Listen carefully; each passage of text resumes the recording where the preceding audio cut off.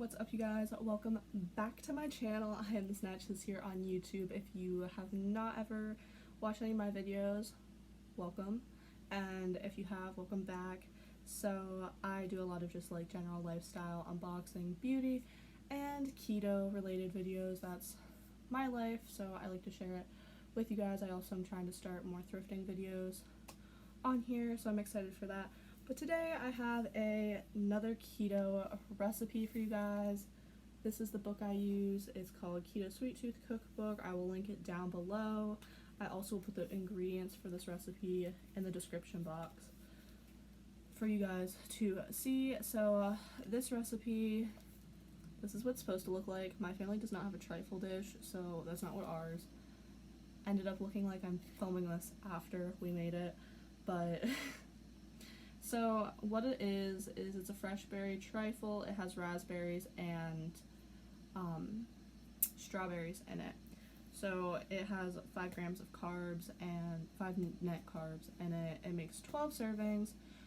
A serving size is 5 ounces, and yeah, that's pretty much all you need to know, I think. Whenever you preheat your oven, you preheat it to 320 to make the cake part of it, and you use a 9x9 pan. So, I think I tell you guys how long it cooks. It gets cooked for 40 minutes, but I'm pretty sure I said that whenever I did my recording. So, let's get into it.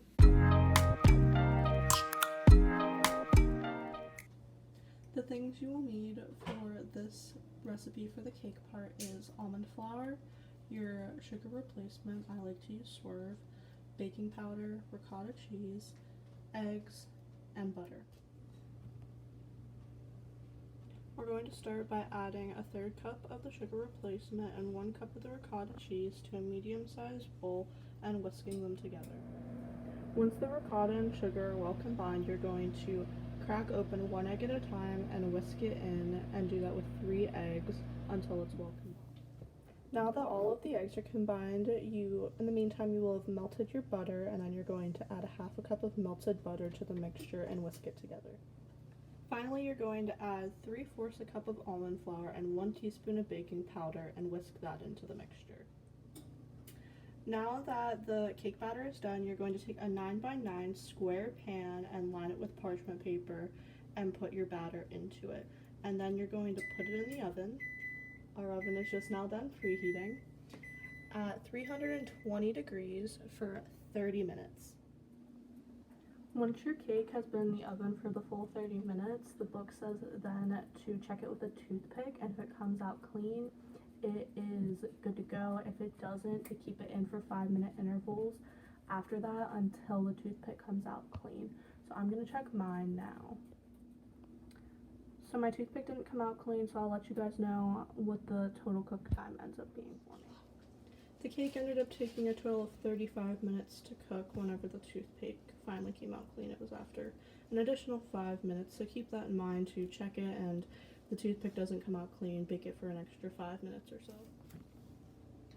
While the cake's cooling, we're going to mix the sugar-free raspberry jello with 2.5 cups of hot water, and then once you have your cake cool, you cut it into 2-inch pieces and dump this mixture over it in a bowl. So I'll show you guys what that looks like once we're done with it. So we put half of it into the bowl with half of the jello mixture, and now we're going to put that in the fridge for 2 hours to set up.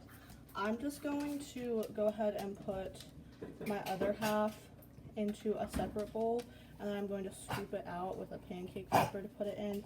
The pieces fell apart anyway, so it'll just be easier that way. That way you don't have to wait 4 hours in between. Now that our dessert has chilled for the most part, we're going to be mixing up 3 cups of heavy whipping cream to make the cream filling, cutting up 1/2 cup of strawberries, and having 1 cup of raspberries washed. So the bowl that we originally put the bottom of the stuff in, the jello didn't really set up the whole way, even though it was supposed to. So the other one did set up more, so we're going to use it as our base. We're going to put half of the heavy whipping cream in, half the strawberries, half the raspberries, and then layer the other stuff and do it again, and I'll show you what it looks like when it's finished. And here's the final product.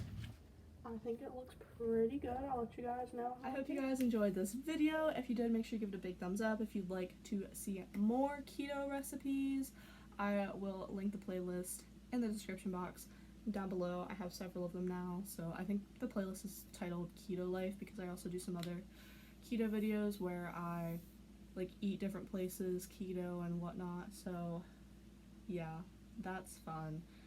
But yeah, if you guys did like this video, make sure to give it a big thumbs up, and don't forget to hit the subscribe button if you'd like to see more of my craziness and just whatever I do in my life and decide to film, because that's pretty much how my YouTube channel works.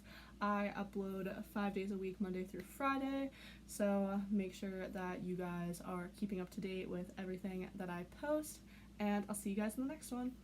Bye!